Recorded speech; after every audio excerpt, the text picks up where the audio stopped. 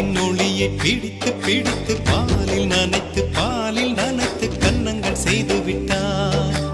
உலக மலர்கள் பறித்து பறித்து 2 பந்துகள் அமைத்து அமைத்து பெண்ணை சமைத்து விட்டார்.